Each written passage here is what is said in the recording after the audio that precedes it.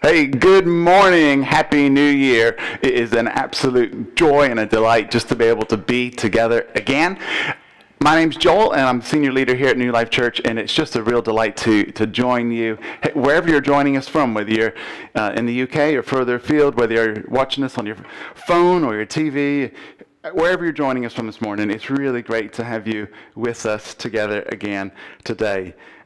Please join in on the live chat. Just jump in there, say your name, say hello. It's a really great way to connect, and I've already seen this morning a few people have been kicking about a few jokes already with one another. So hey, it's just a great way to connect, and what an awesome opportunity to just remind ourselves that in spite of the distancing, and that we are actually still connected. So yeah, just jump on there, say hello, please.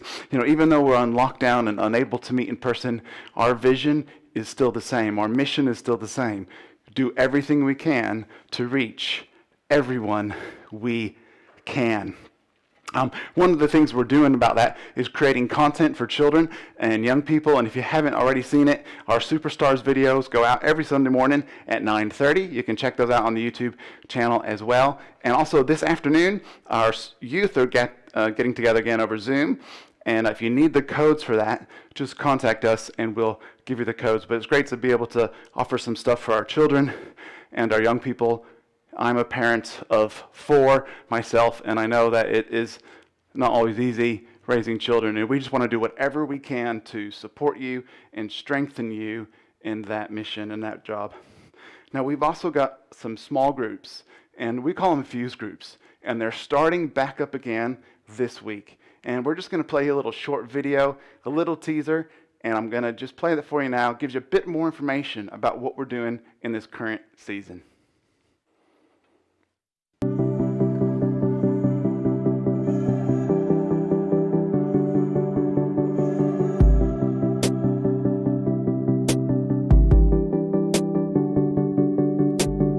In medical terms, fused is where two separate pieces are joined to make one. In electrical terms, fused is a safety feature. And that's the heart. That's why we call these our fused groups, where those which are separate are united, and it also creates strength and safety. We believe that to grow spiritually, you have to be connected relationally. Our fused groups are a vital and critical part of what we want to be and do as a church.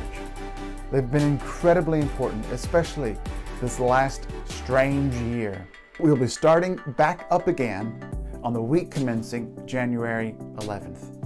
Like we've done in previous years, we will have a focus on prayer up to the February half term.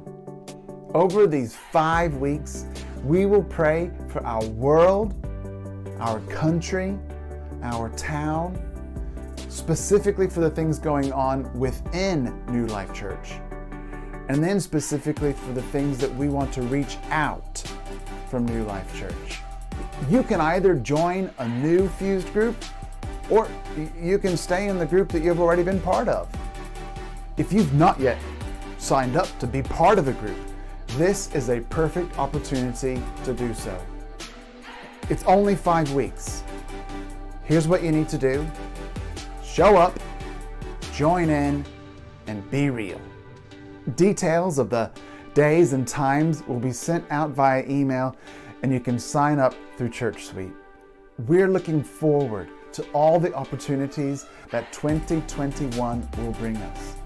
Yeah, there's going to be some challenges, but we can face them together, fused as one for strength and safety.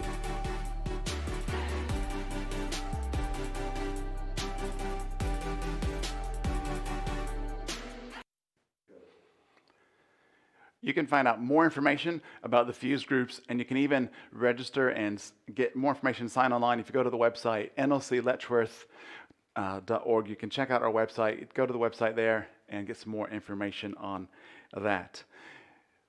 You know, we're entering quite an interesting time. There's been so much change this year, so much change. And I know we're in a new year, but we're actually also discovering that we ourselves are in a brand new national lockdown.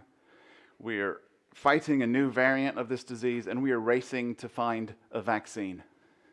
You know, I wonder if there was some way that we could figure out how to help predict our future. Now, there's lots of things that are out of our control, but some things are in our control. For example, our choices are down to us. And I wonder if there's some things that we could learn, some principles that we could apply in our lives to help us learn how to predict our futures. And that's the theme. That's what we're going to be kicking off this morning. We're starting a brand new theme. We're going to show you just a short little teaser video, and I'll be back in just a minute.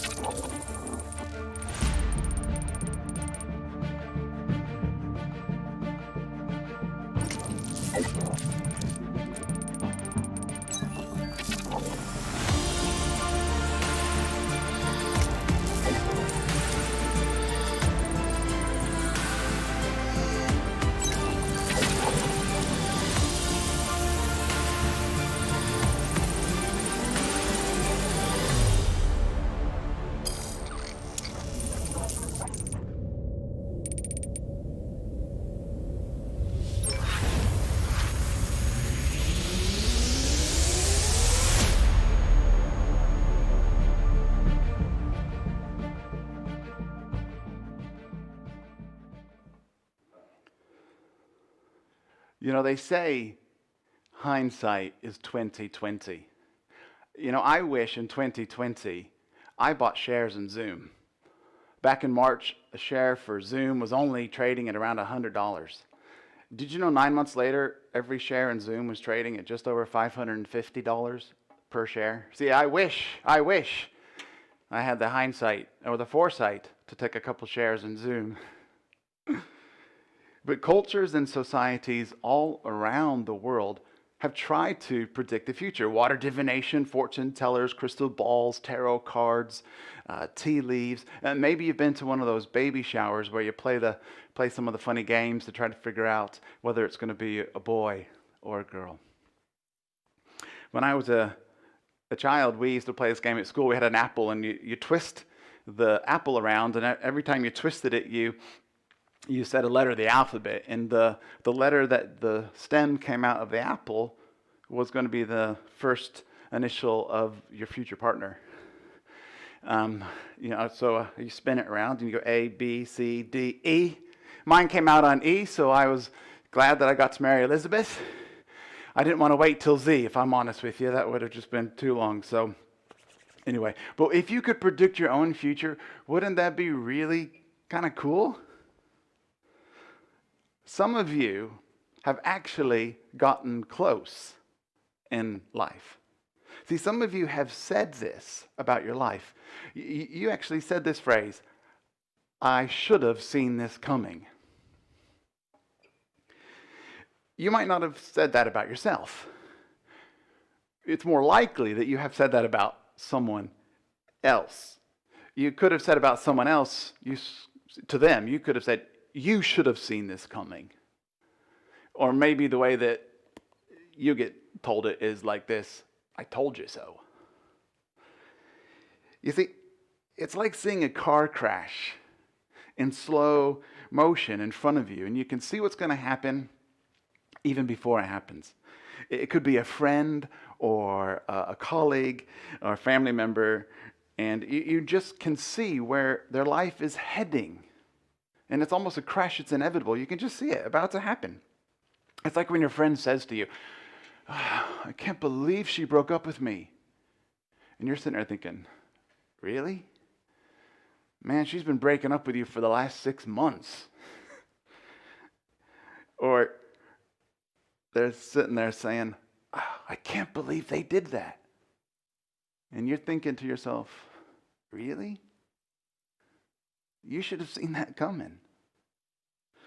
Or it's like those people who complain about being in debt. When in reality, you can see that the way that they're spending their money is the only outcome. And you think to yourself, really? You should have seen this coming. Maybe people you've worked with who complain about not getting a promotion and another job opportunity going to somebody else, and they're moaning about the fact that they should have got the job, and you're actually in real honesty thinking to yourself, really? I would not have given you that promotion either. You should have seen this coming. Maybe you work in education, or you know pupils who will complain about the results that they got. And you're thinking to yourself, really? You should have seen this coming. You didn't put in the work that we told you to put in, and that's why you got the results that you got.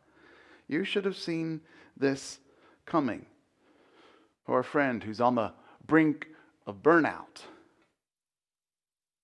and you say to them, you should have seen this coming. I guess if we're honest, it's so much easier to predict everybody else's future rather than our own. But deep down, we know where we're headed financially, professionally, relationally, morally, in our parenting, in our friendships, in our marriage. If you're married, if you have kids, deep down, you know this. And the thing is, people drop hints. Your parents tell us, your teachers, your friends, coaches, mentors, colleagues, people drop hints, but we usually ignore them. And then when we arrive at the inevitable destination, we act surprised and everything's so unfair and all fed up. We have the ability, more than we'd like to admit, to be able to predict the future.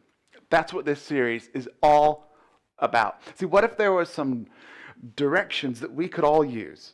Now, you might not yet be a follower of Jesus, and you might just be exploring faith, and you might just be on the fence and be thinking about things, and that is totally okay. Because what we're going to talk about this morning is advice that will help you in life. It'll help you no matter where you are in life. You might not even be a follower of Jesus yet. You might be a new follower of Jesus. But the amazing thing about learning to follow Jesus is it's helpful for life. And this is good news for everyone. Now, I have to just apologize up front because I know we're pretty used to dealing with bad news. And this past year has felt like bad news after bad news after bad news. And so since I know you're so strong and so good at handling bad news, I thought I would just get out some bad news first, and then we're going to move on to some good news just a little bit later. So are you sitting down? Of course you are. You're watching this from home with a nice cup of coffee. Here's the bad news. Most of your personal problems cannot be fixed. I guess this is the point where you turn your TV off, close your phone, shut down your tablet, and just say, I've had enough, and walk away. This is just horrible news. But hold on, because this is so important for life. And if you're younger, I want you to especially take notes. If you feel like you've got more years ahead of you than behind you, I want you especially to take notes. You might need to pause this, rewind it, go back, watch this again in a couple days. I want you to really catch this. You fix things. For example, the other month, our oven stopped working. The fan was playing up, and it just stopped working. And it sounded like a crow being swung, was like, okay, it was just a god-awful, horrible noise every time we turned the oven on. So I called up the appliance shop. I gave them the make and model number. A couple days later, the engineer shows up, replaces the fan, and he fixes it. It was like brand new. He replaced the part, and my oven is fixed. Here's another example. Just recently, our car had to get fixed. So we decided to reverse into oncoming traffic, which is never really a good idea. Thankfully, no one was hurt except the car. It had an almighty dent in it. The next day, our car insurance body shop approved person picked up the car, and a couple days later, they returned the car. And they returned the car fixed. They returned the car as if it were brand new. See, the thing is, you fix things. You fix ovens, you fix cars, you fix computers, you fix holes in the wall, you fix doors, you fix windows. You fix things. Things can get fixed in such a way that it's like they're brand new. It's like the thing that broke never ever happened in the first place. My oven is like brand new. The car, you would never know anything had happened to it. It's like it's brand new. But here's the important bit. You are not a thing. You're not an oven. You're not a car.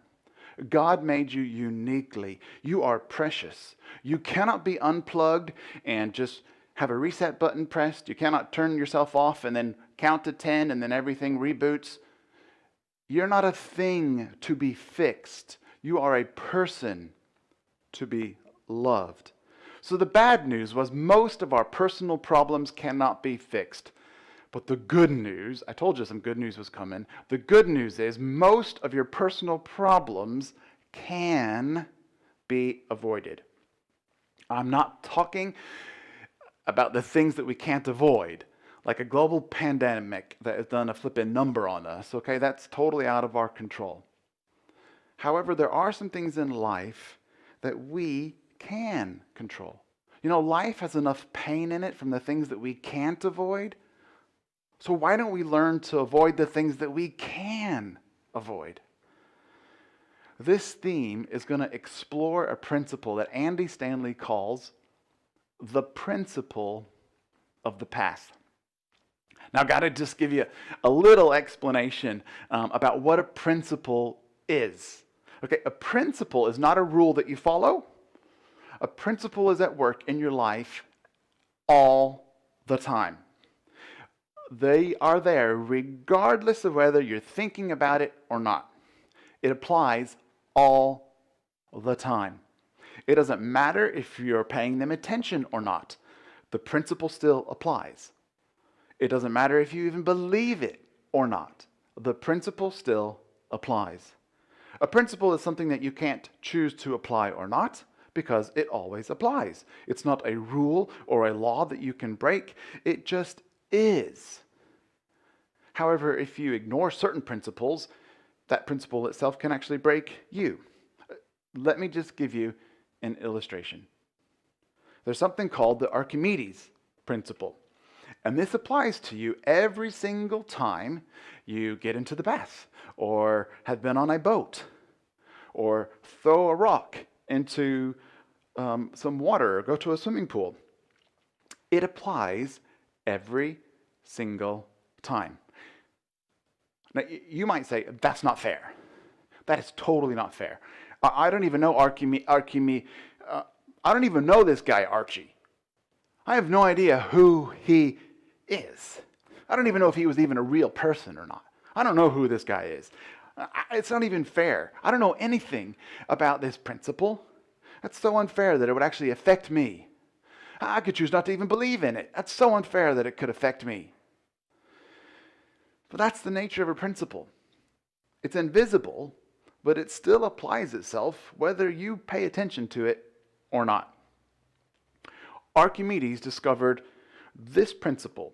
He effectively explained why a ship floats and a rock sinks. His principle states, if the weight of a liquid being displaced is equal to or greater than the weight of the object being put in the liquid, then the object floats. If it doesn't, then it sinks. Okay, in simple terms, it's why something floats and something sinks. It's why if you put a baby in a bath, the water only moves a little bit. If you put a larger person in the bath, the water moves a bit more. If you put a very large person in the bath, the water will move a lot more. It is why this Millennium Falcon bath toy floats, and why this stone sinks. This principle of buoyancy has existed forever. It's not a new idea. It existed since the beginning of the world. It just happened to be that in the 3rd century BC, Archie discovered it and explained it. That is the amazing thing. He didn't make it up. He just explained it. But the amazing thing is, principles can be experienced and explained. They aren't invented, but they can be discovered. So hey, I tell you what, lockdown, homeschool, I've just given you the science lesson for this evening. When you put the kids in the bath, you can give them a little explanation about this Greek guy from the 3rd century BC named Archie who figured out why things float and why things sink. See, I told you this morning it was going to be helpful. Here we are. We just want to equip you with everything we can do. But anyway, back to the principle of the path. We aren't inventing it. We are discovering it. We're experiencing it. And we're going to work out how it can help us work out our lives. This is a path. It's the principle of the path. It's not a quick fix. Let me explain. When you're lost somewhere and you get, just turned around and you get lost, you've been going somewhere and you get lost, what do you need? You don't need a quick fix, instant solution. What you need is directions. You need to know where you are now so you can figure out where you're going next, how to get to where you need to be. See, there's no quick fix, instant solution to being lost. Don't you wish you could just click your fingers and you get straight back onto that road you were supposed to be on? You just click your fingers or do the Dorothy red heels, click your heels a few times and all of a sudden get straight back to where you're supposed to be. See, life doesn't really work that way. You need directions and you need to make some changes to help you get back on the right track, get you realigned so you can get back to where you want to be. You might even have to make a U-turn.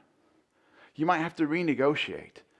You might have to spend a little bit more extra time that you hadn't planned on spending to get yourself back onto the right track. So how do we get to the destinations that we want in life? How do we get to the destinations that we long for in our friendships, our relationships, careers, studies, parenting, health? You see, for all of these things, there isn't a quick fix, instant solution, because you are not a thing to be fixed. There are no quick fix, instant solutions, because these are areas of our life, and we are all on a journey. Here's the principle. Your direction determines your destination. The direction of travel determines where you end up. We get to where we are financially or relationally with our friends or loved ones, parents, spouses, academically, as employees or employers. We get to where we are in life because of the direction we took or are taking in life. You know, all around the world, people go to see counselors and therapists, pastors, psychiatrists, careers advisors, GPs, and friends. And they go to them with their problems, and they want a quick fix, instant solution. Tell me how to fix my marriage. Tell me how to beat my addictions. Tell me how to overcome my anxiety. Tell me how to fix my kids. Tell me how to sort my finances. Tell me how to fix my work problems. But you and I know deep down there isn't really a quick fix, instant solution for these types of things. If I'm honest with you, I really wish there was. It's horrible to see someone that you care for or love struggle and suffer. You know, I wish I just had this like giant syringe that you could just stick into situations or stick into people's hearts and just pull that syringe out. And with one mighty pull, you could just take out all of the heartache and all of the hurt and all of the worry and struggle and anxiety. You just wish you could instantly sort of take it out. And I wish there was some way to do that. I wish there was. But you and I know that we're on a journey because we're not things to be fixed. We are people to be loved. And the road to healing takes time. Because you and I know deep down there's no quick fix, instant solution. Jesus knew this too.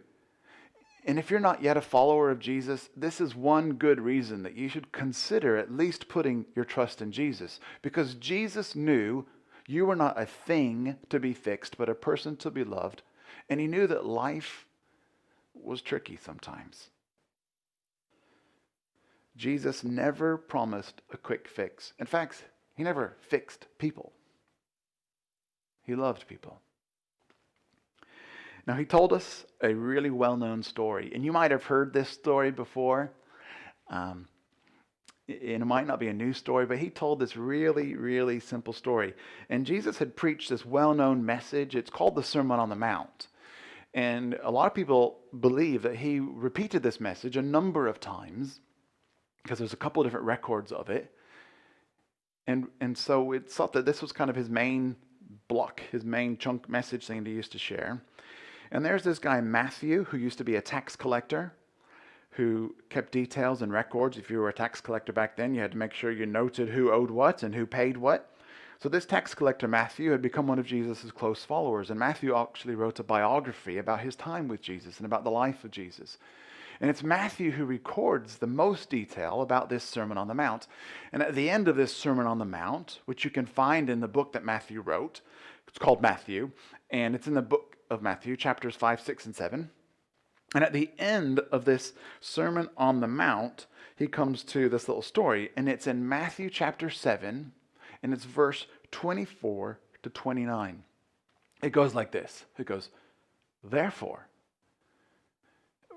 It goes therefore because it's kind of meaning, because of all the things we've talked about already, in summary, I'm wrapping it up for you.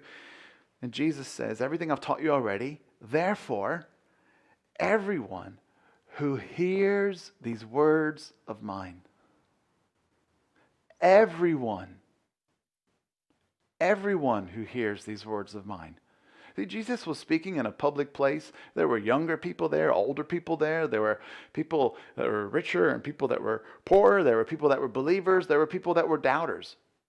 And Jesus is speaking to everybody, whether they followed him or hated him. Jesus is saying, everyone who hears these words of mine. It's for all of us. See, this is good news for everyone. I told you, even if you're a follower of Jesus or not, there's some good lessons you can take away. And Jesus is saying, everyone who hears these words of mine and puts them into practice. Puts them into practice. That means you do something with what you've heard. You do more than just listen. You put them into practice. And so what does Jesus say? If you put them into practice, what's going to happen? Well, hey, you're going to get health, wealth. You're obviously going to have a great big house and a really swish car. You're going to have perfect relationships. Hey, is that what Jesus said is going to happen? You're going to get the best results in your exams, the fix to all your problems? No. See, following Jesus is not a quick fix, instant solution. There's no promise for an easy life. You know this to be true anyway. You've been alive long enough to know that this is really the way life works. It seems to me that Jesus knew that this is the way life worked too. This is another reason to consider putting your trust in Jesus. If you're at a church where someone tells you pray this special prayer or do this special thing and all your problems will go away, you need to find a different church. Jesus doesn't offer quick fix, instant solutions. He does, however, offer an invitation for a different direction. He points the way out. He leads the way out. He goes before us to guide us. He says, everyone who puts these into practice is like a wise man who built his house on the rock. A wise man. He didn't say the cleverest, the smartest, the brightest, the most popular, the most talented. You might have talents. He didn't say the most wealthy, the most resourced, although you might have resources in your life. He said, everyone who hears these words of mine and puts them into practice is like a wise man. See, a wise man or a wise woman knows that life is connected. They know that the past is connected to the present, and that the present, what I'm doing now, is connected to the future. A wise person knows that the direction you are traveling now is a great indicator of your future destination. Jesus said, like a person who built a house on the rock. Jesus was someone who knew what it was like to get his hands dirty. He was a grafter. He's known as a carpenter. And he knows that building takes time. It's a process. It takes work. If we are to be building a life, it's going to take time. It takes discipline and habit and repetition. It could mean saying no to something in the moment for a greater return later in our lives. And in this story, the things Jesus is talking about, the house he's talking about building is your life. To build a life takes time. Your reputation, your relationships, your ethics, your finances. Because Jesus knows you're not a computer that can just be fixed and rebooted. You're like a man who built the house on the rock. What does the rock mean? Most of us aren't building houses. And most of us don't build on rock. But everyone that was there that day hearing Jesus talk knows exactly what he's talking about. Because to build on the rock is actually the most time-consuming, most expensive way to do it. It was actually hard work. And not only hard work, it was harder work. Nowadays we got heavy machinery and we've got equipment that can help us in specialized building areas, but they didn't have any of that back then. This would have been such a time-consuming, repetitive way to build. And you wouldn't have that much to show for it at first. It would take a while before you actually could show for it. Because over time, consistent chipping away would have ensured a firm foundation would have been laid. So they knew what he was talking about when he said, whoever hears these words of mine, puts them into practice, is like someone who is wise and builds their house, builds their life on a rock. And what happens next? It says the rains came down and the floods came up. Reminds you of a song? But the house did not fall because its foundation was on the rock. And then Jesus tells the story again. But this time he just tells it in an opposite way to make a point. So he says, everyone again, because we all have a choice, everyone who hears these words of mine and does not put them into practice, decides to think, that's interesting, or that's a good thing, but then does nothing about it, hears these words of mine and does not put them into practice, is like a fool who built his house on the sand. You see, a fool is someone who lives as if life is disconnected. Like now is now and later is later. A fool ignores the signs and the counsel and the hints, ignores their spouse or their loved ones or their colleagues who are dropping hints or raising issues, and the fool just chooses to ignore them. The fool doesn't want to accept the direction that they're headed. The fool tends to think of people and themselves like things. Just press reboot. Just walk away. The fool doesn't realize that no matter where they go, they take their problems with them. They can move house. They can go to another part of the country. But the problems go with them. The issues they had in one relationship can go with them to the next one. The problems they had in one job can go with them to the next one. They can leave churches because of an offense, and yet the same issue comes up again in the next one. And instead of dealing with the real issue, we move on and walk away and move on and walk away, and we repeat the cycle. And sometimes people even walk away from faith entirely because they don't want to deal with the real issues. The fool blames everyone else for everything else. The fool builds on sand, which is quick and easy, and it's not very costly. And everyone listening to this story can predict the person's future. They should have seen it coming, because the rains came down and the floods came up and the winds blew and they beat against the house and the house fell with a great crash. They should have seen it coming. When Jesus finished saying these things, the crowds were amazed. And why were they amazed and in awe? Because Jesus taught with someone who had authority. Not like their regular teachers of the law. He taught as one who had authority. He taught with authority because he knew what he was talking about. And it wasn't just a law and a rule. It was a principle for life. And Jesus is sharing it with everyone. And people are amazed at the authority. As we get ready to close, here's the thing. Jesus was sharing something so simple, yet so profound. If you choose to follow me, you will be building your life on something that will last. You can't change the past. You can't change your previous mistakes. You can't go back in time, although so many times I wish I could go back in time and undo something or repair something. We cannot go back in time and restore what we've lost or wasted. However, the good news is your direction determines your destination. That's the principle of the path. The road that you are on will determine where you end up.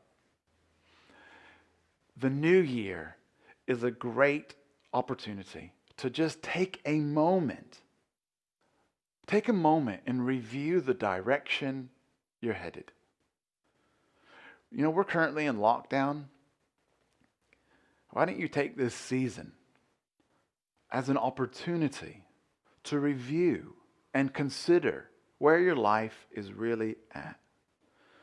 What are you building on? Who are you following? Whose words are you listening to? Do you think of yourself and your problems as things that can be fixed? Do you look for instant solutions when in reality the real issue is going to take a bit more time to deal with? This new year is a new opportunity. But here's the good news, and it's good news for everyone. If you change direction, things will eventually change.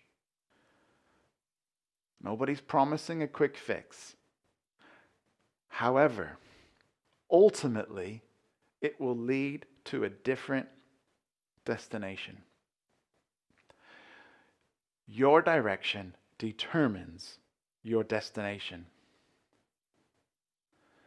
We're going to close now, and we're going to have a song of worship. And this song is called Build My Life.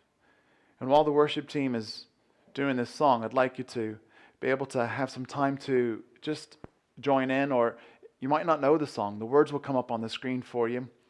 And allow this song to be an opportunity for you to reflect where your life is at the moment. What are you building your life on? We're going to keep looking at some of these ideas over the next few weeks. And I'd really love it if you'd join us again and be with us on this journey as we explore together how we could predict our future.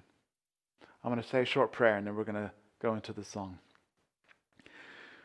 Heavenly Father, I just thank you that you are so wonderful. I thank you that you sent your son Jesus to earth just to help explain and show us what you're like. I thank you that you were just so simple and yet so profound, and you help us. Thank you for that. Thank you for the invitation that we can all follow you. Thank you that you allow us to learn and discover more about you. I just pray for everyone who's watching this morning that you would be with them, that you would encourage them, they would find strength to make tough decisions in their life, and you would help them on their journey. In your wonderful name we pray. Amen. Let's worship together now.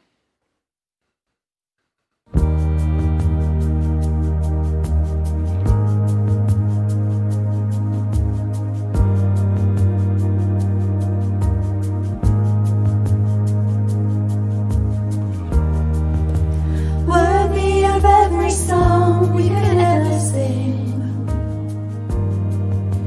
worthy of all the praise we could ever bring, worthy of every breath we could ever breathe. We live for you.